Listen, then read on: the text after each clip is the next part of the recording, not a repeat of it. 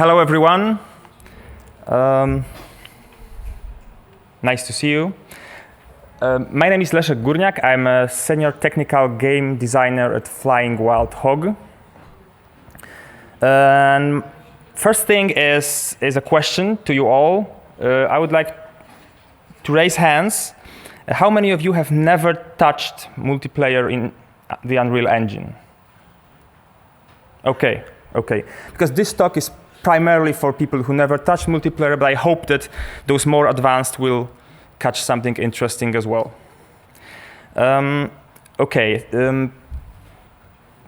worked at Theon before on Terminator Resistance and Robocop. I worked at Bluebird team on yet an announced project. I worked on a few indie games in Unity. Everything single player. Absolutely everything single player. So until a year ago, I knew nothing about multiplayer in Unreal. And when I started working, on the space punks in Krakow's Flying Wild Hog office, I had to learn about multiplayer fast because as a technical designer, I'm doing a lot of blueprint programming as well as some C++ programming. So yeah, there was much to learn. And space punks is isometric co-op multiplayer looter-shooter game. So there's a lot of multiplayer stuff there. And yes, so I had to switch my mindset, basically. Programming for multiplayer is surely more difficult than programming for single player. You have to consider a lot more things and potential problems. And basically, those seven tips that I want to share today with you are those essential things that I've learned, and I wish I knew them earlier. And I hope that for any of you who's planning this kind of transition as I did, so transition between single player, scripter, programmer, technical designer, and multiplayer to multiplayer, I hope they will be helpful. So what are those seven tips? First one is about replication, that enabling replication is actually not enough, and I will explain, because it's a joke, and I will explain it in a minute.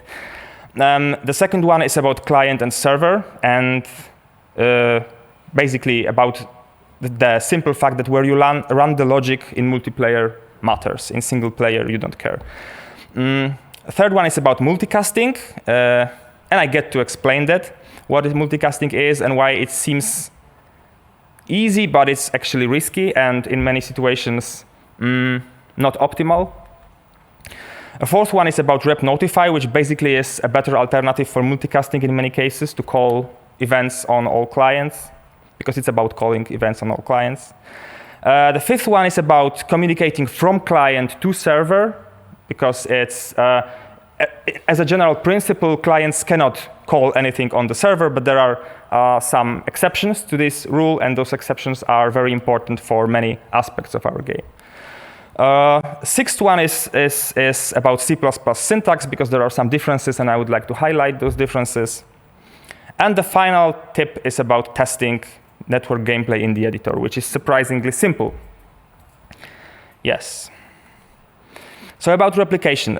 First, what is replication? In a very simple, non-technical words, replication is copying actors, components, and properties from server to all clients, so that players see more or less the same thing. It's a crucial principle, crucial aspect of Unreal Engine networking. It's a replication of actors, components, properties from the server to all clients, so that the game state and basically everything that needs to be synchronized throughout all clients and server is synchronized. How you switch it on? For actors, you have this replicates property in the class defaults. For variables, you have this replicated here from the replication dropdown. And in C++, you use specifier, uProperty specifier with replicated keyword. And you can also switch replication on for components. I don't have a screenshot here, but in fact, there aren't that many situations in which you would want to replicate components. So yeah, why enabling replication is not enough? Why this title? There is a legend in the Flying Wild Hog office in Krakow, because the Space Punks originated as a single-player game. And at some point, the team decided to switch to, it was, I think, couch co-op, and then full multi. And when this decision was being made, there is this, legend. I'm not sure if it happened, but someone said something like, it should be very simple. In Unreal, there is this replication thing, and it's enough to switch replication on for all actors or variables and all components, and we got it covered. So it doesn't work like that. Actually, enabling replication is not enough. What is more, you actually don't want to replicate many things.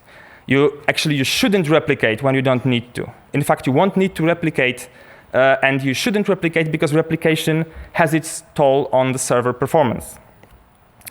I'll give you a very, very simple example when replication is not required in multiplayer. And this example is class Objective Spawner. Objective Spawner, what it does is it basically spawns objectives for all players. By objectives, I mean those entities that are responsible for handling mission sequence, like, for example, go to this location, destroy this, evacuate. Those are objectives. And this objective spawner is an object that is server-only object. We don't need it. We don't need it to be replicated. We don't need it on the server. We don't need it on the clients, because it spawns objectives which are replicated. So the objective spawner itself is only on the server, and it spawns replicated objectives. And because they are replicated, they are accessible for all clients. So this is one of many examples of classes and solutions in which replication is not required. And it goes the same for variables as well. When I started scripting multiplayer, I was, I was basically, just to be on a safe side, I was switching replication on for most of my variables or all of my variables. And at some point, I realized that like 80% of those variables don't need to be replicated. So it's actually very important to remember that enabling replication is not only not enough. Actually, we have to be very aware about replication, very cautious, and try not to replicate when it's not absolutely necessary. So that's my first hint. We have replication. It's a crucial aspect of Unreal networking, but in many cases you won't need it and you shouldn't use it. And this kind of manager classes like Objective Spawner is just one of many examples when you don't need to replicate. And that was the first hint. Second one is about client and server. Where you run the logic matters. Unreal's network architecture is based on this very simple, widely known model in which we have server, and players as clients are connected to this server. Server processes the vital game information and then replicates it to the player, so they have synchronized gameplay available for them. Essentially, there are two basic ways to achieve it in Unreal. One is with a dedicated server, which is a separate machine to which all clients are connected. And the second one is listen server, which means that one of the players is the host and hosts the game for other players. What is very important is that the server as host of the game holds one true, and this is the keyword, authoritative game state. Authority is the keyword here.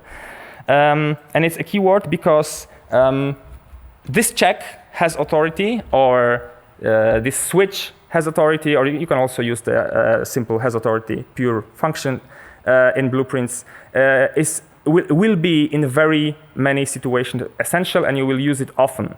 Because in many cases, you need to do something on the server. In many cases, you have to do something on the server. In many cases, you don't have to do something on the server. Even you shouldn't do anything on the server.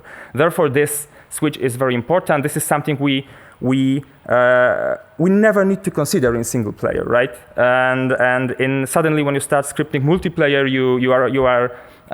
you face this, and you are all good God Almighty. So yeah, as a fun fact, at least to my experience, I would say in case of blueprints, to script a given functionality because of technical quirks like this. To script a given functionality, you would need sometimes even twice as many blueprints as in single player for the same functionality because of such checks, for example, that you need to perform and conditions that you need to handle. Yeah, as I mentioned, some functions should be called only on the server. And the example of this is something like that. Imagine you have a boss. A boss is a pawn. Pawns are replicated by default, so you don't need to enable replication for them. And this boss can spawn minions, additional enemies. So we have this spawn minion function here. And actually, what we need to do is when we want to spawn those enemies from our boss, we need to spawn them only on the server because they are replicated. So there is no point, it's incorrect to spawn them everywhere. They shouldn't be spawned on the clients. They are replicated anyway, so all players will see them. So in case, this is one example of many examples of situation in which you need to spawn, in which you need to perform certain action only on the server. And for this, you can use this SwitchHas Authority. And authority basically means server. So you only spawn enemies on the server. They are replicated, so they will appear for all clients. That's one example. Another very important thing is in single player, we don't really care about those small icons in the upper right corner of our nodes, but actually in multiplayer they're crucial, and this one means that this function will be called only on the server. If you call it on the client, nothing will happen. So damage needs to be handled on the server, and it has a very good purpose. Damage is for competitive games especially, for all games when we need to handle damage somehow. It's one of the crucial mechanics, and it's simply not safe to handle it on the client because clients are easier to hack and more exposed to cheaters. So damage needs to be handled on the client, and if you call apply damage function, on the server, it needs to be called on the server, and if you call apply damage function on the client, nothing will happen. So it's an example of thing that has to be run on the server because it just won't run anywhere else. And some functions, some functionalities, some logic should actually be called only on the clients. And the example of this are cosmetic events like sounds or like spawning particles. And here you have an example of an event spawn fx, and here we are actually using this remote pin, and remote means that it will be called only on the clients. What is important to know here, to note, is that such functions as, for example, spawn sound or spawn emitter, in their native code they have actually a check in which it's checked whether you try to call them on the server. If you try to call them on the server, they just don't fire. So it's kind of handled for you, but in my opinion, especially when you have this long chain of things happening that you want to happen on the client, long chain of, especially in blueprints, when you have this long chain of cosmetic things that should happen on the client, for the code clarity, it's, in my opinion, better to actually handle it beforehand so that you avoid this additional check on the server. And also for other people who are then doing something in your code, it's immediately obvious that this is something that should happen only on the client. So it's probably related to some cosmetic events, effects, sounds, and so on and so forth. But there is a very big but here, because actually this has authority switch is dangerous. And why it's dangerous? Because what it checks underneath is it basically checks whether we're trying to perform certain action with the actor that has network authority. So by network authority means that it's on the server. And what happens if you try to preserve this logic in a standalone setup, so basically in a single player setup, or on listen server? It won't be called. And I actually encountered this problem relatively not that much long time ago, when I realized that when we actually decided in Spacepacks that we want some missions to be played only offline, certain effects weren't visible because it was implemented incorrectly in this way. We were using this remote pin, and it actually won't handle standalone because clients we don't have the such entity. The idea of the client is unknown to the standalone game. So it's not the most proper approach if you want to actually do something on standalone. And the same goes for listen server. So for the configuration in which one of the players is, we can call it both client and server at the same time. And if we want to, for example, spawn some particles or sounds, if we have this done in this way with this SwitchHas Authority macro, this player who's the host won't see this spawned effect or won't hear the spawned sound. So the better option for doing this is actually using this can execute cosmetic events switch, and can execute cosmetic events checks whether we are trying to call the function on the dedicated server. So in this case, we're covered, because the dedicated server is not a place when you should do basically any rendering, when you should spawn any effects, sounds, and so on and so forth. Actually, in fact, they won't be handled there. But it's, again, I think that from the clarity perspective, it's actually wise to check this beforehand. For example, with this switch, which would also work in standalone and listen server configuration, to just prevent the unnecessary checks and things that will try to call and they won't be called because it's a server. So this can execute cosmetic events is safer. And there's one more thing. It's a performance tip. In my opinion, it's quite extreme. We are not adhering to this principle in our project, Spacepunks.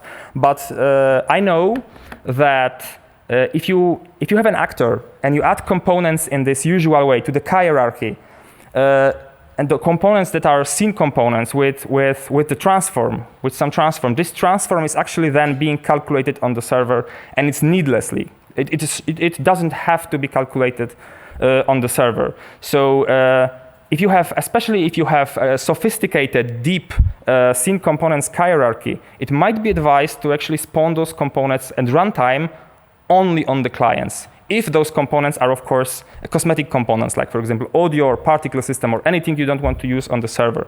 So I heard such advice some time ago. I think it's worth mentioning here. And yeah, so just remember about that if you use this standard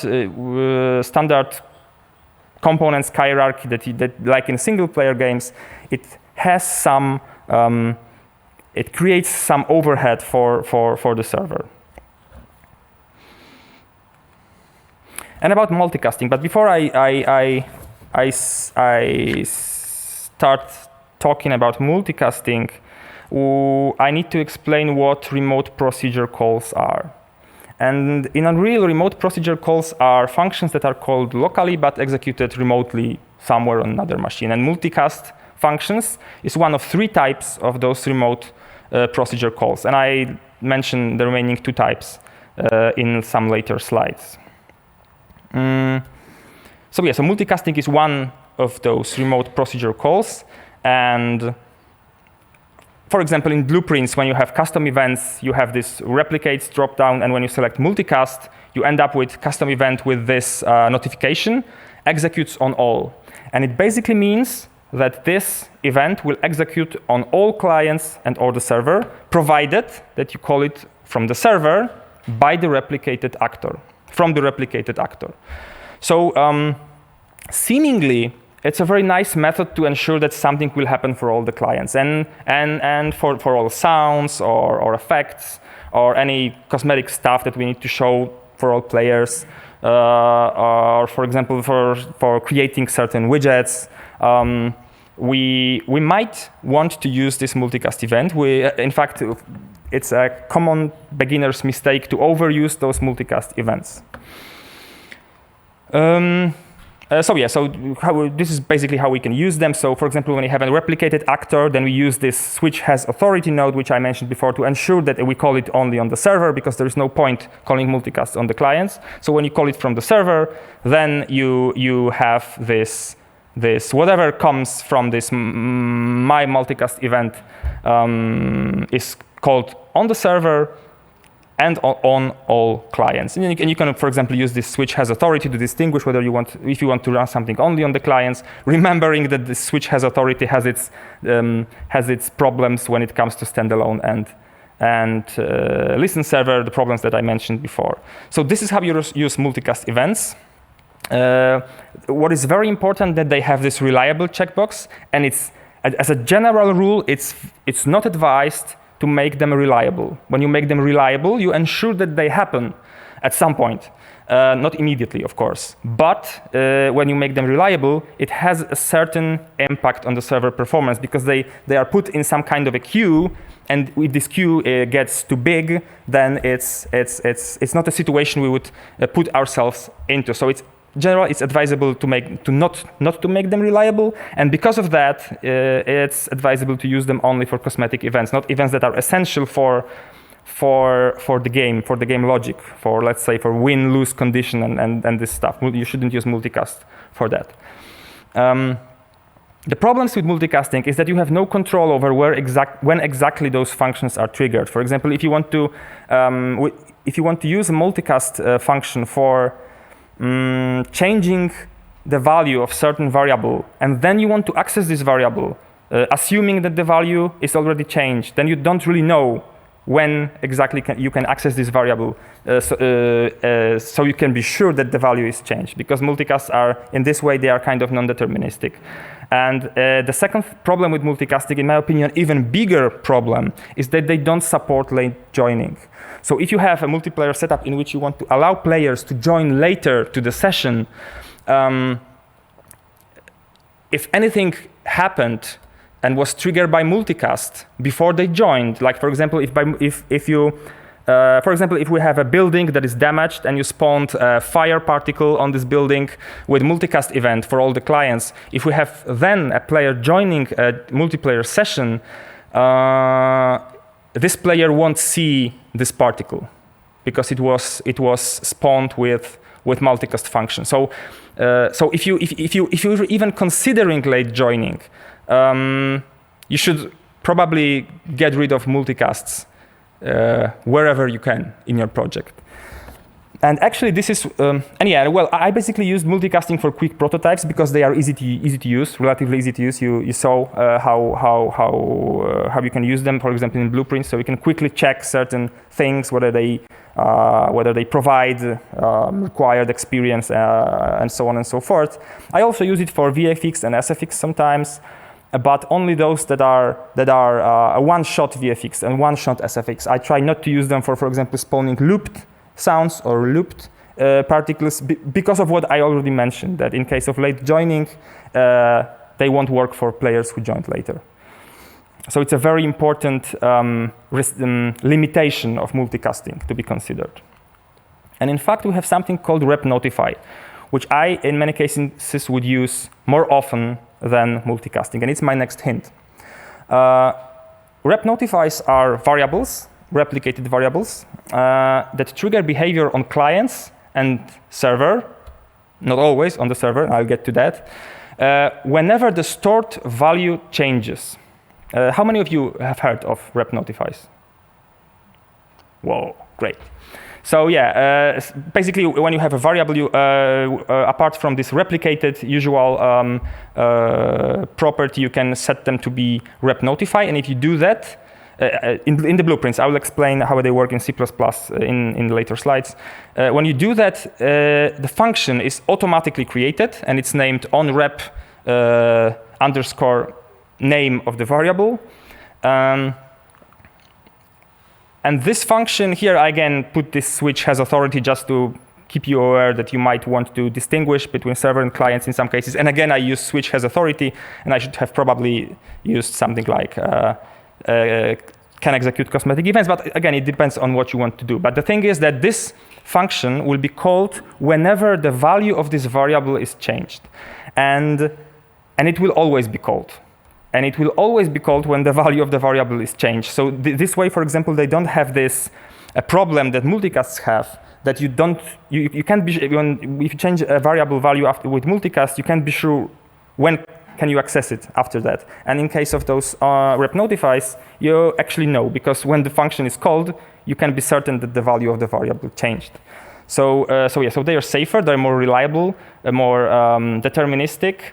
For C++, you define them with, you declare them with a uProperty specifier with this additional replicated using thing, and then you have to give the exact name of the function that you want to call if the value of this variable is changed.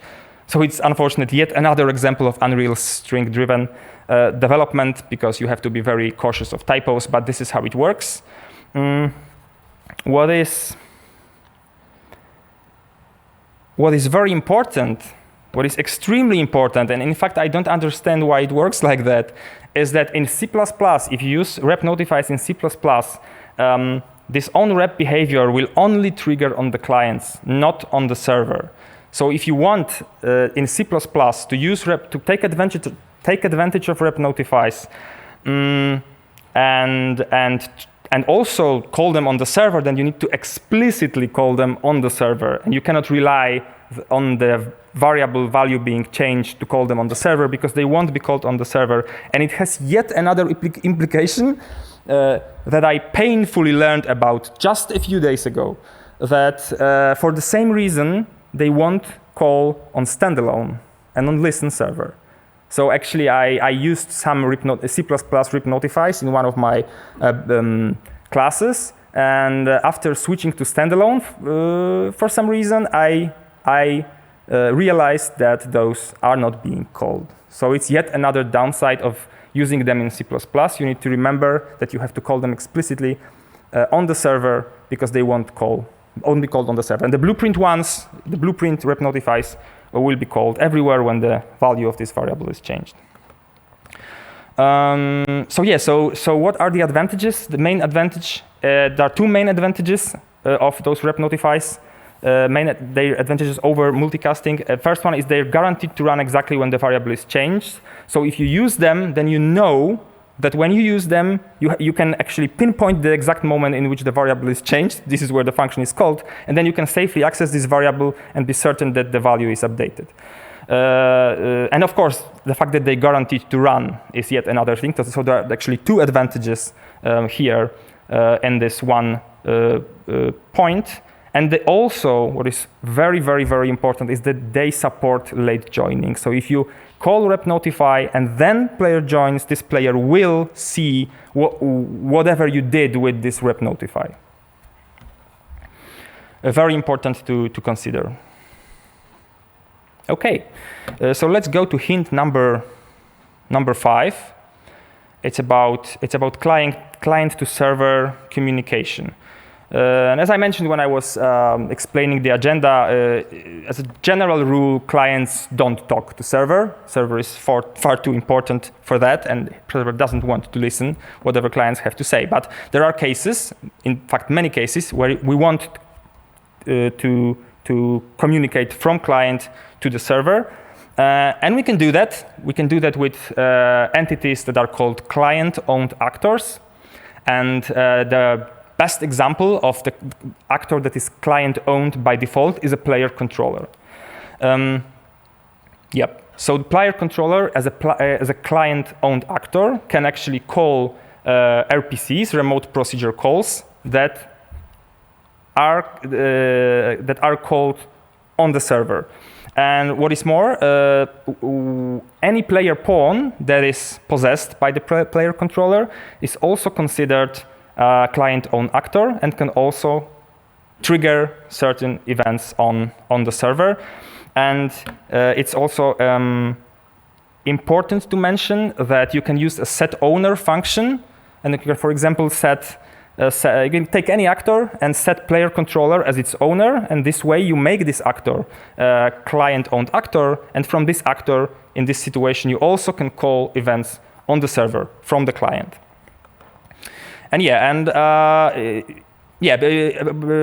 few slides ago, I showed you this the setup for multicasting, and you saw two other options as well. So second one is run on a server, and as a tooltip says, this means that this event will be replicated from net owning client to server. So net owning client basically means, in this case, you can simplify it to client-owned actor, for example, from player controller. So if you have such event, okay, so let's skip right away to the example because examples always explain things best. And one of the most common examples that quite nicely explains a situation in which you need to send something from client to server is using input events in our player. Wherever it's a player controller or a possessed pawn, it doesn't really matter in this case, because if you call input events, they are called on the client. It's very important. But as this player controller, for example, is a client-owned actor, when you call this input event, for example, fire input event, you can actually call this server RPC, server function, in this case called spawn projectile. And this way, from the client, from the player who is the client, you actually tell the server to spawn projectile. And if the projectile is replicated, and it should be, for example, it could be a rocket or something like this, all players will see and be affected by this projectile spawned, affected by this projectile, which actually originated on the client, not on the server. So the client called for this, and then the server spawned this. It's important to mention here in this case that in case of projectiles and shooting in general, it's not advisable to use this approach, this particular approach, for any weapons that has a high fire rate. So in this case, you might want to consider line traces or things like that for the sake of performance. But if it's, for example, a rocket launcher with low fire rate, and you want to see the actual rocket, no problems there. You can easily spawn it with this server function being called from the client-owned actor, so player controller or possessed pawn. And the second example is quite more sophisticated. A month or 2 months ago, I was responsible for the functionality of a text chat in Space Punks, and actually it's another example of a situation in which we might want to call something from the client on the server. Basically, when you have the text chat, it's a widget, and what's very important is the widgets in Unreal are client-only entities. In case of my widget, I had this editable text field, so it's the field in which you can type in some text, and it uses this onText committed dispatcher, and of course this onText committed dispatcher is called only on the client because widget is the client. But what we can do is we can actually grab a reference to the player controller from our widget, and then we can use our player controller, in this case even a separate component, which I in general advise to use separate components for such things, not just store everything which needs to be called on the server directly in the player controller or in the pawn. So I use a component that is owned by player controller, and from this component I'm calling populate chats server function. And this way I can call this function on the server, and from the server I can ensure that this text will be populated to all other clients. So this is another example in which you can use player controller to communicate with the server, in this case from the widget, because from the widget you can easily access player controller with this owning player a pure function, and call whatever you want on in the player controller. And if you call it in the player controller, which is client-owned actor, you can call it on the server. So it's another example of this thing, and it's actually a very important concept. In many situations, you will want to call something from the client, usually from the player, on the server. Okay, so the C++ syntax, it's not really a hint, it's rather a multi-hint with some sub-hints, but in my opinion it's worth mentioning because there are some small differences and things and quirks to be aware of.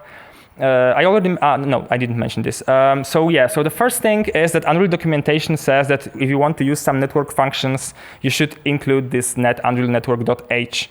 But the thing is that at least in 4.27, I found out that if it's not there, it still works.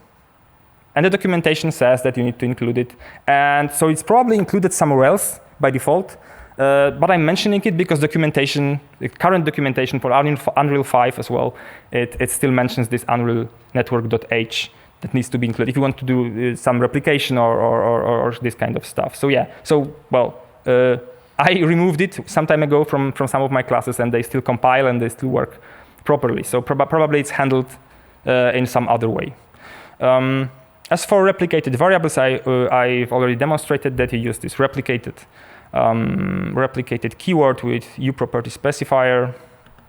But what is extremely important is if you have any replicated variables in your class, then in your actor, in this case, in your actor, because I'm referring mostly to actors, you need to override this getLifetimeReplicated_props function. And in the definition of this function, in this overriding function, you need to include all variables that are replicated. So in this case, when we have only one variable, health, then as you can see, we use this doRepLifetime macro with the actual actor name and the name of the variable. And you need to do this because otherwise it won't work. I don't even think it would actually compile. So whenever you replicate something, you have to override this getLifetimeReplicated_props function. Very important thing. As for the RPCs, very simple. You use uFunction specifier with server, client, or net multicast keyword. You can also set them as unreliable or reliable, as visible in the last example. And when you want to define them, you have to remember that you need to use this implementation keyword at the end. And actually this naming that I use here, so server, name of the function, client, name of the function, and multicast, it's an official EPIC advised nomenclature for RPCs. And it's actually very clever that it clearly indicates what type of RPC the given function is.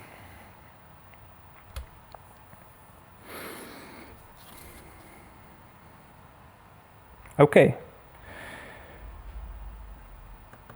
And the final thing, last but not least, testing network gameplay in the editor. I was very, very surprised about how simple it is in the Unreal editor. So actually, when you have this play button, when you expand the options next to it, you have two parameters that you need to pay attention to. First of them is number of players, which is by default 1. And the second of them is net mode, which is by default standalone, which means single player. And if you want to test your network gameplay, you basically switch to play as client. If you use dedicated server infrastructure, then you would use play as client in most situations to simulate the client.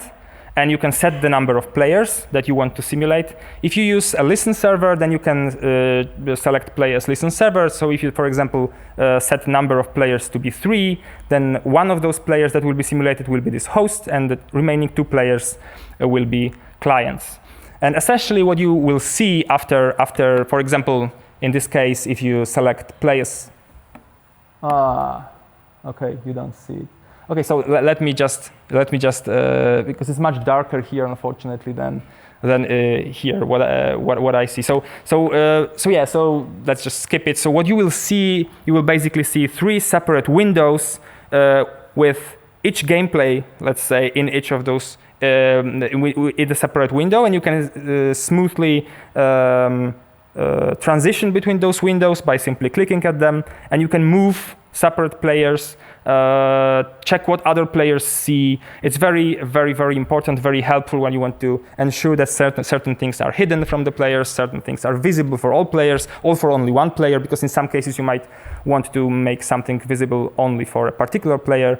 So yeah, so it's very, very simple. Just take advantage of this number of players and play as client. It's actually advisable to use a new editor window instead of selected viewport. This way you will have 3 separate new editor windows, or whatever. Not necessarily 3. As many as many players you have. Separate editor windows in which you can move and basically play as any of those players, and at the same time see what other players see. So actually testing network gameplay in the editor is very, very, very simple and easy. Okay, to sum things up. Enabling replication is not enough. The way it's phrased is more a joke with reference to the legend from Flying Wild Hog, which I don't know if it ever happened or not. But the important thing here is that not only it's not enough, you have to actually consider not replicating things whenever you don't need to replicate them. So replicate only when you need to. As for client and server, when creating single-player games, we don't care. When creating multiplayer, we have to care. Some things can be run only on the server. Some things have to be run only on the server. Some things should be run on the clients. Some things are client-only entities, like, for example, widgets, and so on and so forth. As for multicasting, yeah, well, it's easy. You have seen that it's easy. You're just using those events, call them on the server, and they're called everywhere. But they are unreliable, they are not deterministic, they don't support late joining, and you are not sure whether they actually trigger. So you can use them for non-essential single-time VFX and sound effects, for example. You can use them for prototyping, but in general, they are not an advisable solution. An advisable solution is to use RepNotifys instead, which are functions that are called when the given, no, which are variables that call certain function when their value is changed, and they are deterministic and they support late joining. Yeah, and well, you can use player controller or basically any client-owned actor to call events on the server from the client.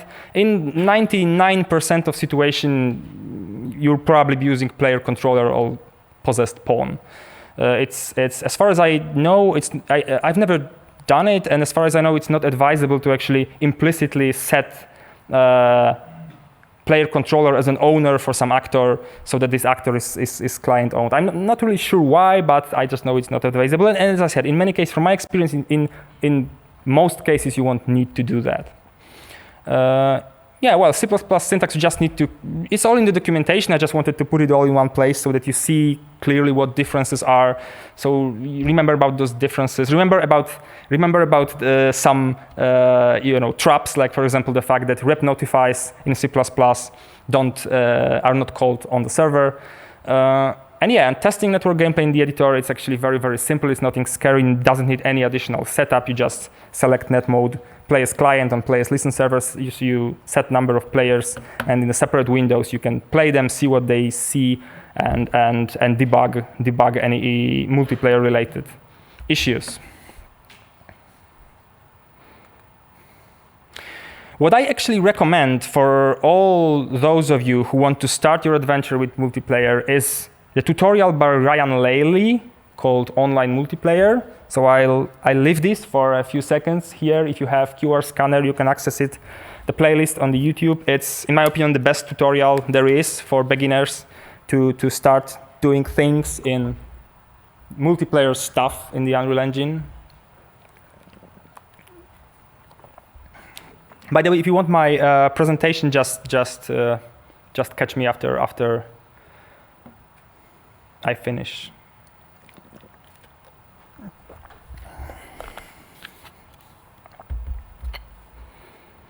So yeah, so it's a really great tutorial. It's absolutely from zero approach. So for total beginners, very approachable. Everything is really nicely explained. I actually based some portion of my presentation on this tutorial, among other things. Yeah, and thank you. Well, if you have any questions, I'll try to answer them. There's just one disclaimer. About anything that's related to server infrastructure, backend server programming, any hardware net-related stuff as far as the configuration of the whole networking environment is concerned. I know next to nothing. So I'm responsible for scripting, programming, gameplay, UI, this kind of stuff. So unfortunately I probably won't answer any question related to network infrastructure and server configuration details. But apart from that, I'll try to answer any questions if there are any. Thank you very much.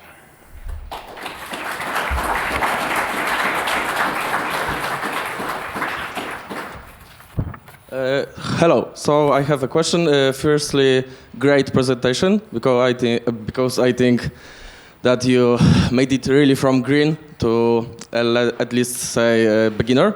It's easy to understand. If possible, I hope you will not be mad because I'm working with multiplayer for over 2 years now, and I would like to add a few points for people who are starting with multiplayer because you gave us most of important things, but I think few are missed. I will start from the end. I'm sorry, I'm shaking a little. I don't like to talk publicly in public. First, most important thing in testing in multiplayer in Unreal Engine is probably to set up advanced settings to make lags. You didn't mention about it, but most games will have some ping, some milliseconds, so it's important to set up it in advanced settings, and probably average ping is mostly enough, but it's important to test in bad situations too, like this famous 999 milliseconds you are lagging so much, because it changes everything. If and it's in the advanced settings. In advanced settings, where you had the screen that you was chosen play as listen server or as client, there was advanced settings below. And there are many important things like if you want to launch separated server, if you want to play as one process, because it changes everything seriously. Like we were testing for 3 months game, and everything was working. Then we found out there are lags, and everything was shit. Like it was to throw this away. And the easiest part that I felt was missing was about player controller is locally controlled. This function is really important, and it really helps many situations that you are talking about SwitchHas Authority. Then is locally controlled helps finding when you should spawn particle, for example. This is probably our case that it's important because we are making game that is FPP and TPP. So TPP, FPP. It allows us to play some particle only on your visible client and other particle on other clients, because you are just checking this one simple method.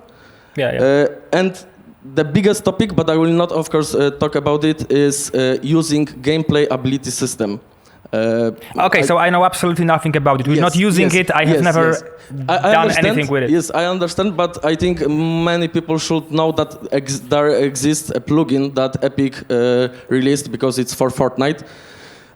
It probably makes sure that you will not need you will not meet half of the problems that are typically when you are making a multiplayer game. The problem is that learning this plugin takes so much time that if you are prototyping, it's not good to do it, but it pays up in the long-term projects.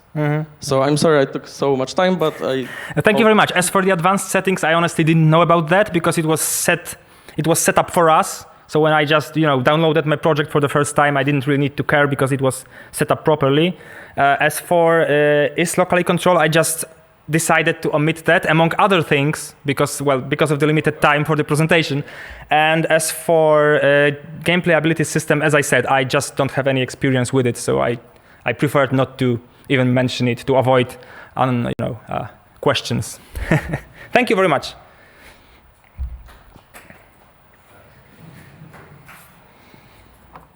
Hello. Thank you for your talk.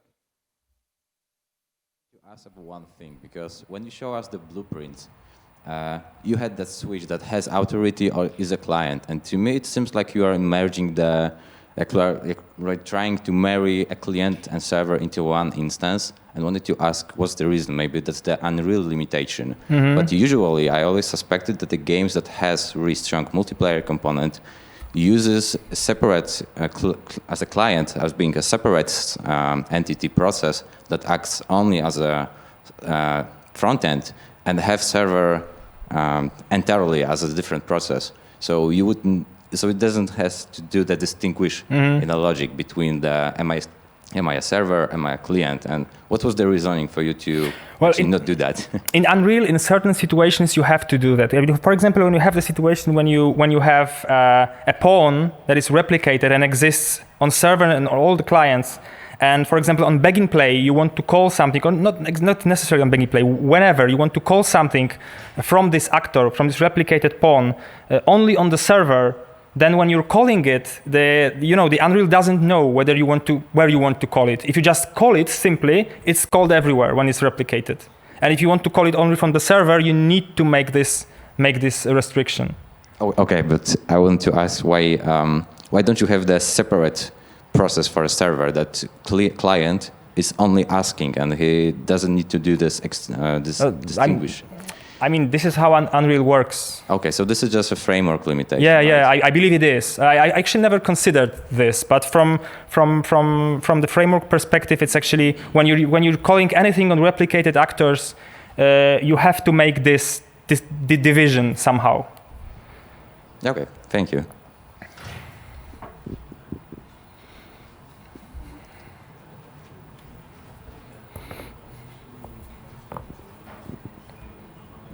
Hi. First of all, really nice presentation.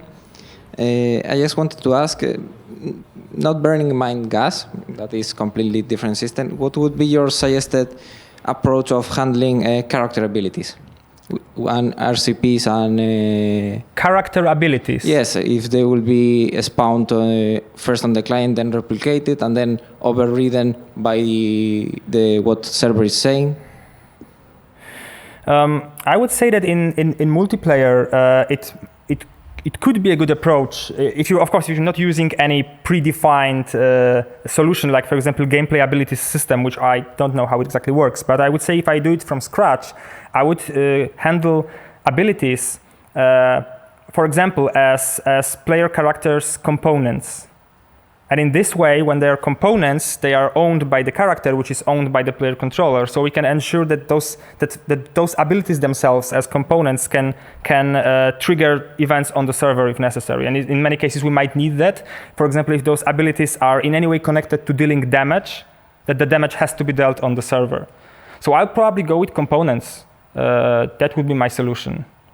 But as I basically inherited the framework and the project, it's in a relatively advanced state, to be honest, I have never been tasked with creating any ability from scratch. So I'm kind of relying on the existing system.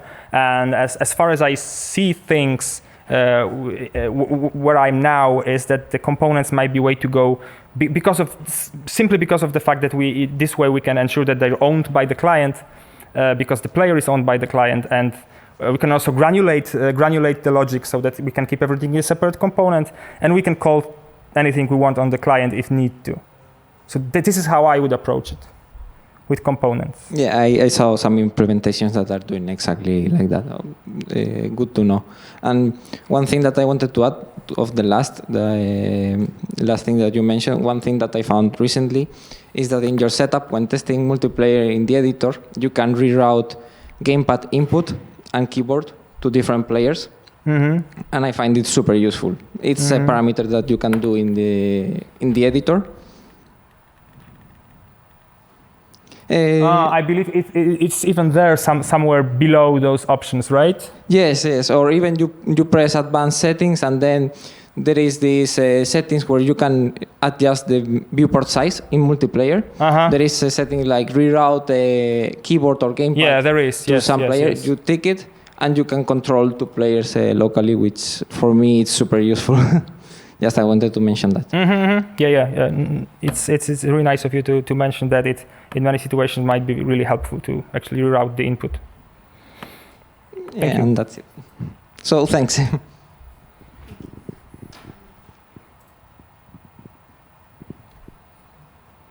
One more person. I don't think that we ran out of time. Because we have 7 minutes, but I believe we need to finish earlier just to give the next person time, right? Okay. But perhaps. Okay. So again, thank you very much.